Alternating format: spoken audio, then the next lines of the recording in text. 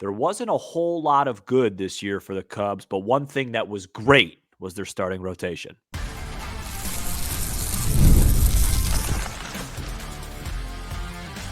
You are Locked On Cubs, your daily Chicago Cubs podcast, part of the Locked On Podcast Network, your team every day. You are Locked On Cubs, part of the Locked On Podcast Network, your team every day, alongside Sam Olber. I'm Matt Cozy. Sam and I are lifelong fans, taking our passion into discussion with you on all things Cubs. Thank you for being part of the show and making us your first listen today.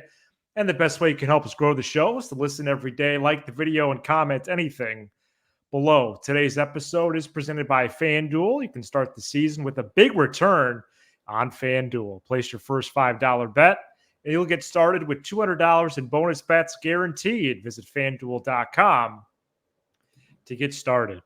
The Cubs starting rotation is next up on our review sheet, and as a collective group, I would think would get the highest marks from the 2024 season. The Cubs rotation was one of the best rotations in all of baseball in 2024.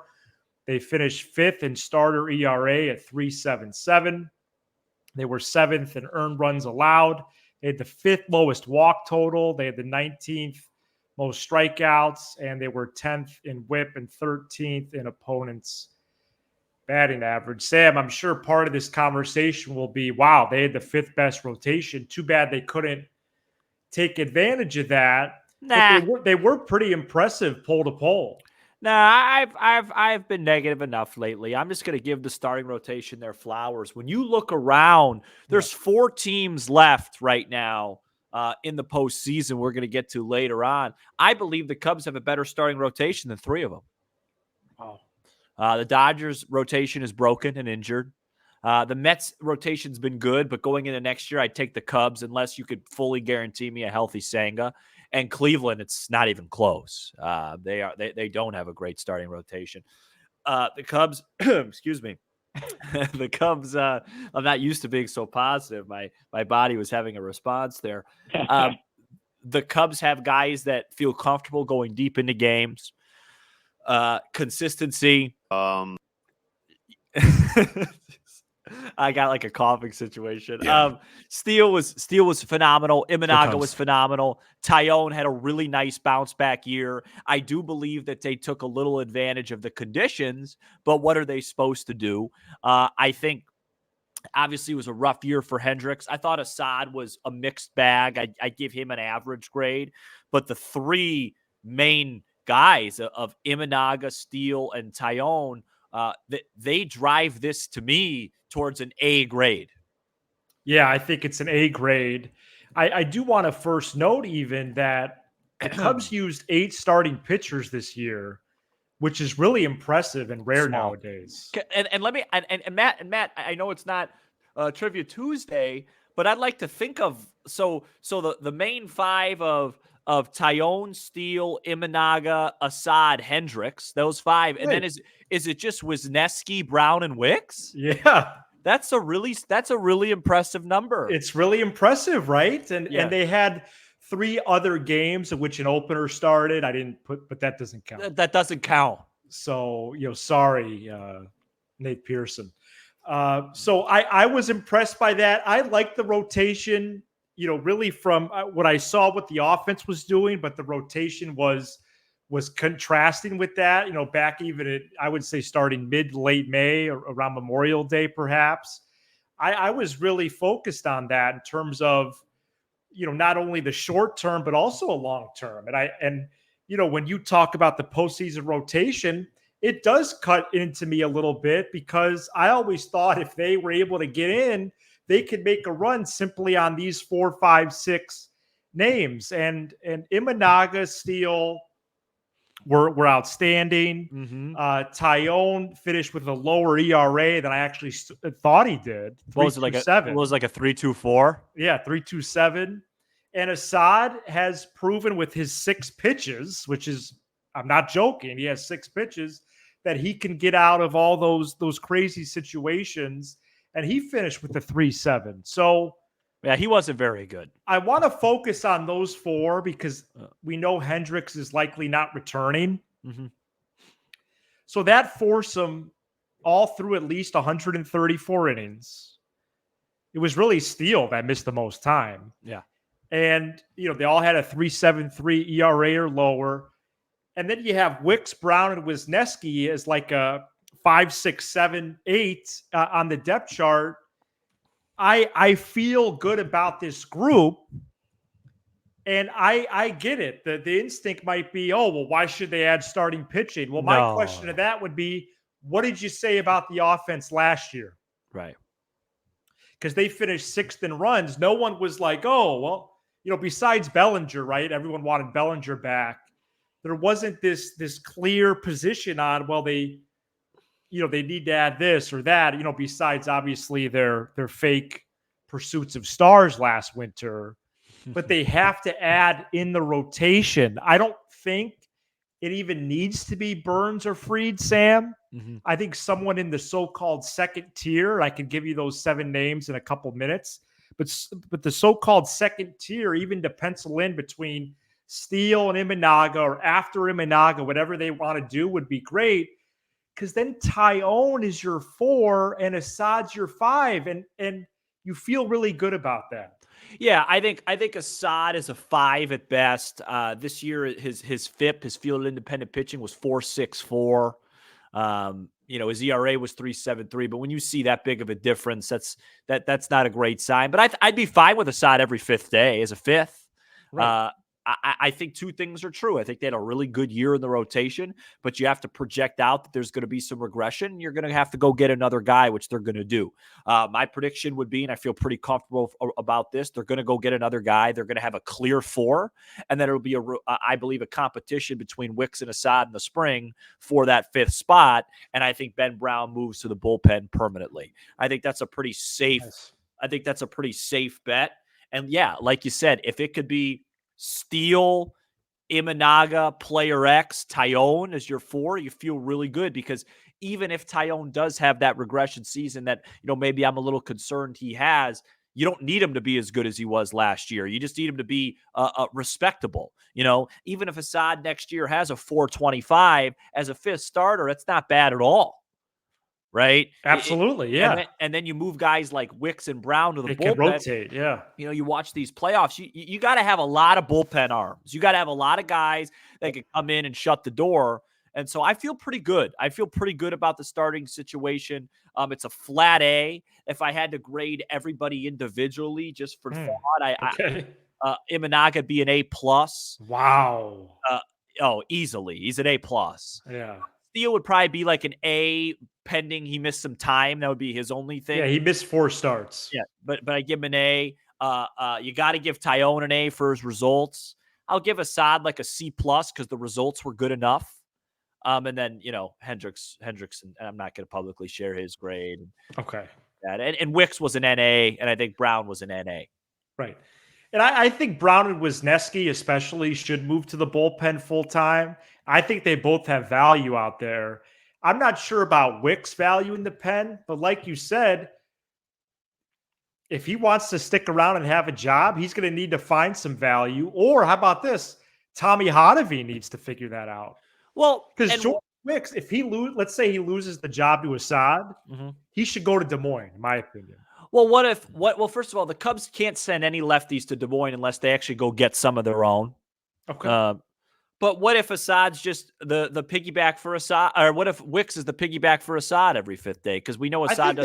That would be good. Why Assad doesn't go deep into games? Why don't they do that? Why doesn't counsel pursue that? I hope he does. Yeah. Well, is that rhetorical? Because I don't know. Well, it was rhetorical. Okay, got it. So here are the 7 names in this tier, and if you want to slide someone into tier 3, be my guest. I'm trying to do my best with my free agent list that I have locked up, and I threw away the key. No one's going to get their hands on this. It's all going to be revealed right on this show, folks. Stay tuned all offseason for my free agent list, my roster projections, and your fashion. Who's going to get non-tendered, all that stuff. Oh, spoiler alert. Wisdom. Go ahead. Okay. So you got Burns and Fried, right? They're in their own tier, right? And they even might be like 1A, 1B, something I'd like put that. Burns ahead of Fried, but sure. Yeah. So I have Bieber, Mm. Bueller, Mm. Cobb, Severino, Snell, Eovaldi, and Manaea. The Cubs get one of those 7, you feel really good about the 25 rotation. Agree. If I'm picking at the tiers, I think Snell's probably a step up from those guys. Okay. If healthy. Would love that. It's a pass on Cobb for me. Yeah, he's probably someone, as we discussed this, he'll probably be slid down to tier 3. Bueller's probably a pass. Okay. But everybody else, I like Eovaldi. Manaea. Severino and Manaea, the Mets rotation. And both those guys have had huge resurgences in their careers. I mean, Manaea just started throwing basically sidearm as a lefty, and it's completely turned his. I mean, Ohtani couldn't even touch him yesterday. Crazy. So yeah, no, I agree. Any of those names, you feel pretty good. I mean, what if they went Steele, Eovaldi, Imanaga, Taillon, and Wicks to open the year? Yeah, it'd be fun. Okay, I mean, let's go. Would be fun. Let's go. Let's have some fun with that. So, rotation, they were a joy to watch all year, and well-deserved A grade. A grade for them. Flat Coming A. up next, we talk about the playoffs. I got 4 things on my sheet in front of me. There's a lot going on with the playoffs, and most of it is really, really positive for the sport. Stay tuned. This episode is brought to you by FanDuel.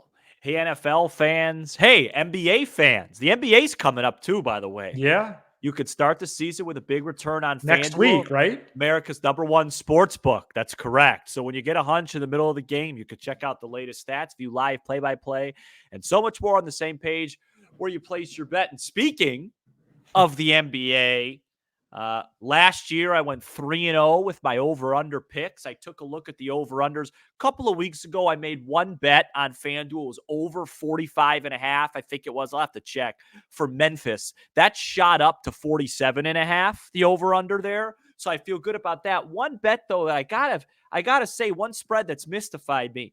The Suns over-under just 47.5. After they won 49 games last year with a lot of injuries. You'd think they would at least be able to win the same amount of games. Maybe that's a trap. I'll have to look into that. You'll get started with $200 in bonus bets guaranteed when you place your first $5 bet. Guys, it's FanDuel.com. It's America's #1 sportsbook. We are in the championship series of the American and National League, MLB playoffs, and I think it's been highlighted by the competitive games, the star power, and also this segment, we're going to get into the broadcast side of it, both presentation and schedule. Sam, where would you like to start? Well, first, I'd like to just start by saying that it's been a breath of fresh air for the sport. It's the National League pennant has been by far the most anticipated series for me that the Cubs haven't been in I can't tell you the last time when. Right. It's also stuck out to me how much better the National League talent really has been in this playoffs than the American League, which is kind of a change in the guard.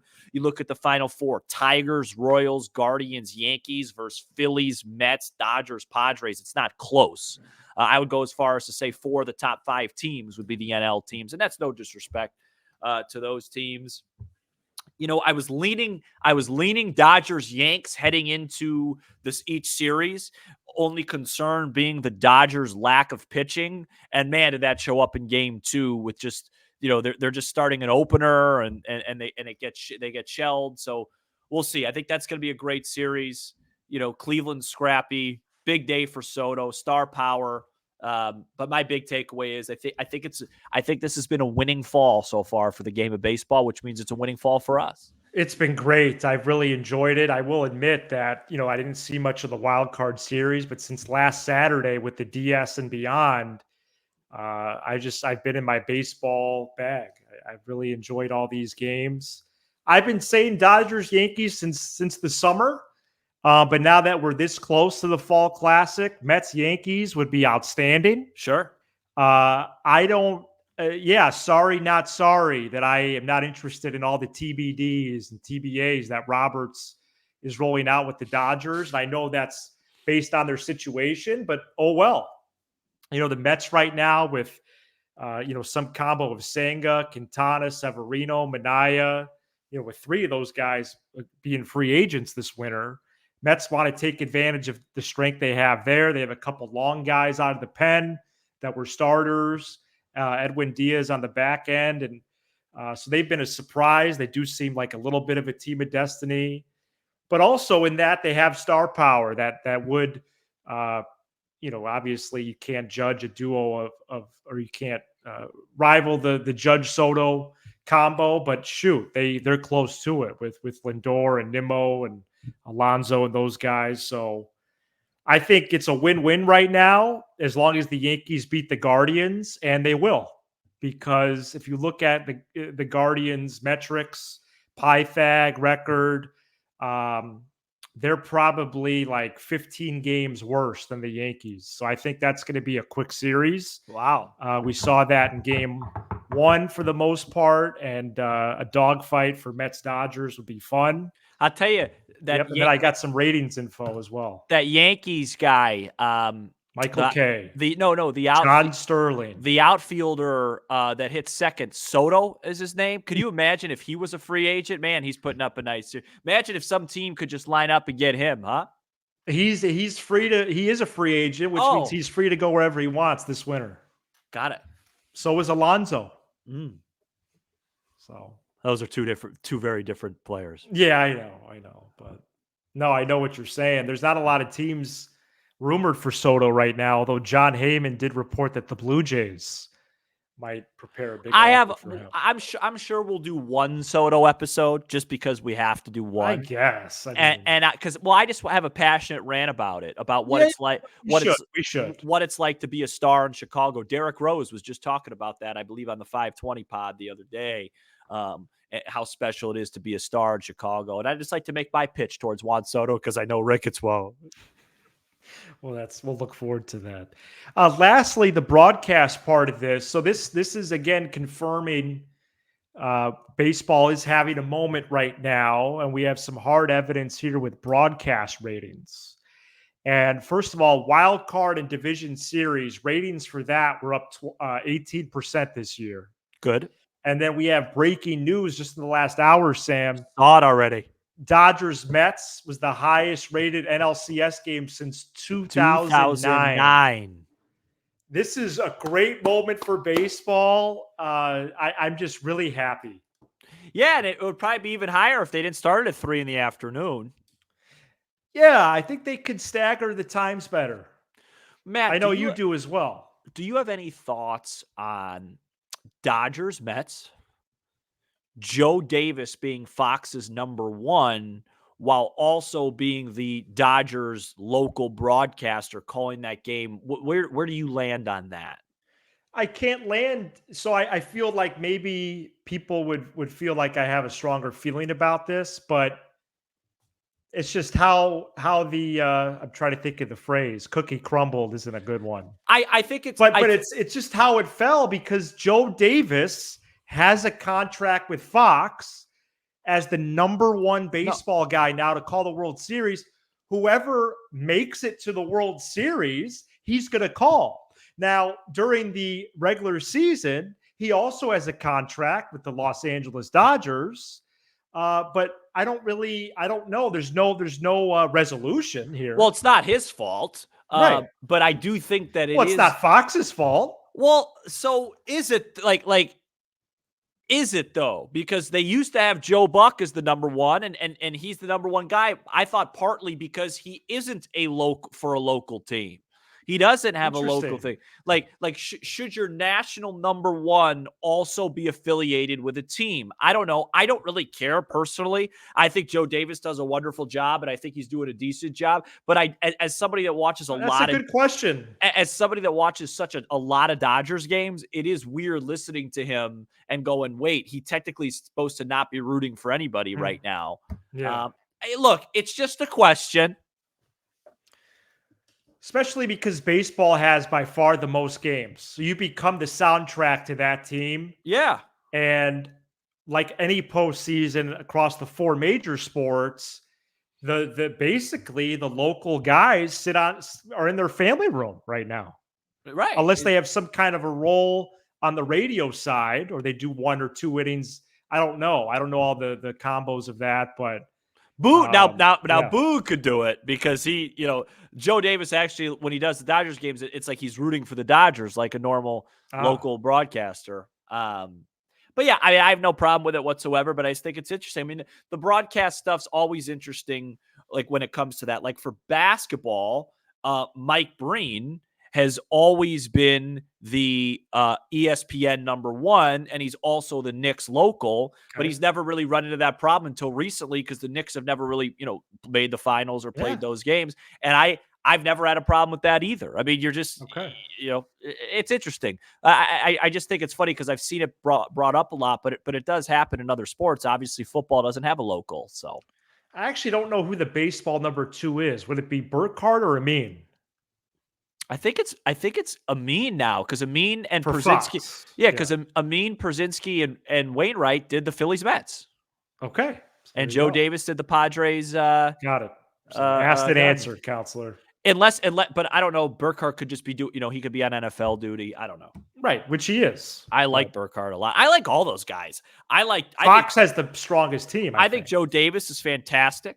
I think Burkhardt's really solid, and I think Adam Amin, who's the Bulls local, does a wonderful job. In fact, if I found out he was the Cubs guy tomorrow, I'd be thrilled. Well, we would be elated. That would be our episode. We would come on and break that news. I think he's wonderful. And I will say Brian Anderson has been holding it down for Turner Sports for years now. He's great. He's their #1. And again, same thing. If he had a call, he's a Brewers guy, but he's in the American League. And by the way, I believe Brian Anderson's the only crossover #1. He's also the #1 on Turner for basketball. Jeez, GNC, him and Reggie Miller. Or no, it's him and it's him and Stan Van Gundy, and it's Kevin Harlan and Reggie Miller, I believe. And next year, give someone else an opportunity, not named Bob Costas, if we can. Okay. Sure. I'm sure there's plenty of people deserving. Sure. Coming up next. That was fun. I know there is. That was fun. We really killed a lot of time. We don't have much time for what I wanted to talk about, but that's fine. Well, what is it about the playoffs? How much would it take? I have a couple questions. Well, what do you mean? You were 22 minutes in. We got plenty of time. Yeah, sure. Stay tuned. This episode is brought to you by Game Time. Game Time is now an authorized ticket marketplace in Major League Baseball, which makes getting tickets even faster and easier. Prices on the Game Time app actually go down the closer it gets to the first pitch with killer last-minute deals, all-in prices, views from your seat, and their lowest price guarantee. Game Time takes the guesswork out of buying MLB tickets, folks. You're running out of time. Go travel. Can you imagine what it'd be like to go to Queens, get a game ticket, watch the Dodgers and Mets play? It's a bucket list sort of thing.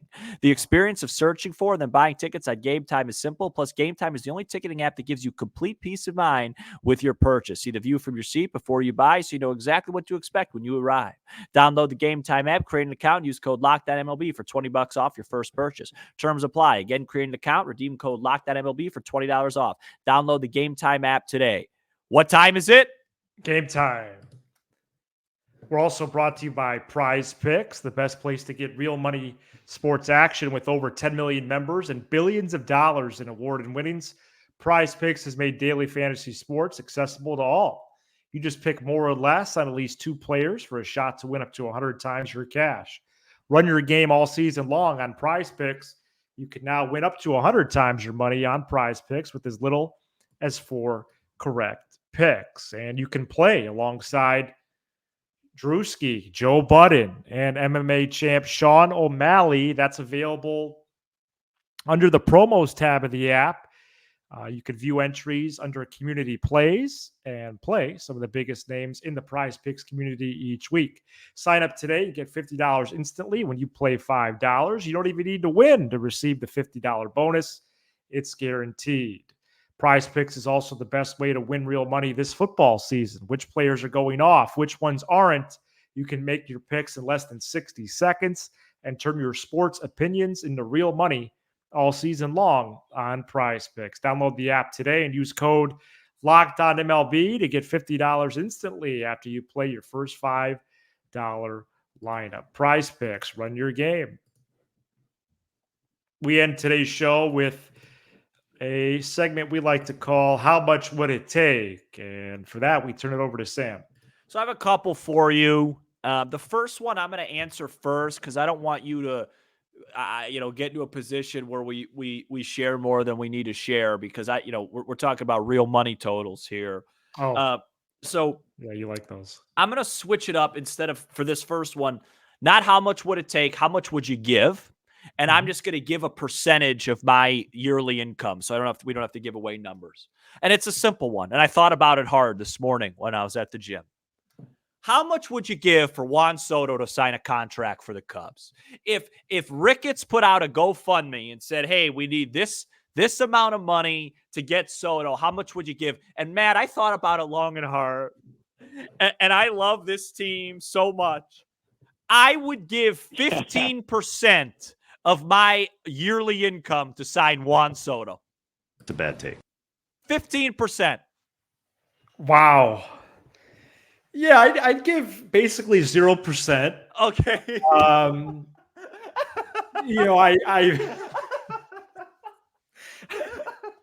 I view these things as separate, and I'd like to keep my resources closer to home.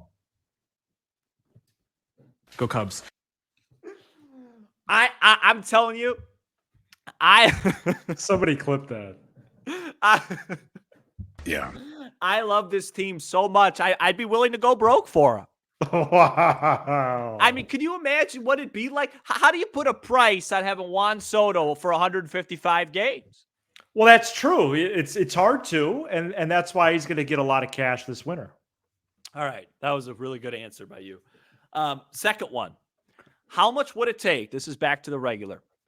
For you to get a season ticket 15-game White Sox package this year. So I did the math on this. I'm curious to hear what you said. That's a good one. So is a 15-game package real?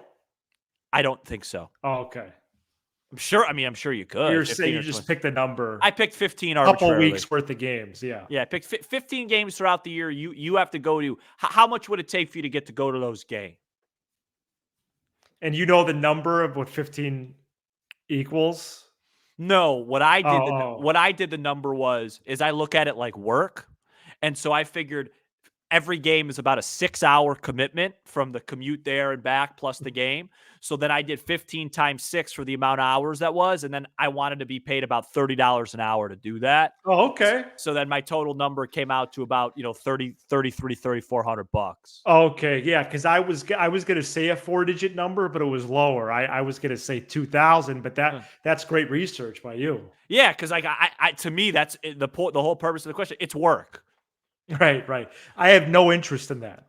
Unless I think honestly, if I were to do that, I have to get paid about $1,000 a game, 15,000. No, well, the thing is the only loophole would be is if you out of the 15, you get a couple of the Cub games because then that's fun. Oh yeah. But yeah, no. Or other good teams. You saying about 0% was one of the great lines on this show. Was it one of the greatest funniest moments? That was one of your funniest comments ever because I actually thought you were going to say a number. And then you said that's going to be about 0%. I mean, I would, man, like that. But that's the thing. Like that, the reason I asked that question wasn't for comedy, was to tell our listeners and tell the Ricketts family how bad I want this team to be great and how bad, we might talk about this later in the week, how bad I want a billboard guy, a jersey guy, a star. He's such a clear fit. It's an investment. Yeah. And he's such a clear fit, especially on this team with this group of players. And I'll give the 15% investment, for my team. Maybe I'll get it back. Maybe I won't, but I know I'll be happy. And every part of the operation grows because of it, including TV subs. Of course. TV subs, jersey sales, tickets. Notoriety, tickets. No, I have a pitch for Juan Soto, and we're going to send it to him. Man, it'd be awesome. Thank you so much for checking out this edition of Locked On Cubs. You give us 20 to 30 minutes. We'll give you all things Cubs with a laugh or two along the way. Be sure to hit subscribe on YouTube, smash the like button for the algorithm, and leave a 5-star review on Apple, Spotify, everywhere you get your podcast. Back again tomorrow. He's Sam Olber. I'm Matt Cozy. This is Locked On Cubs. See ya.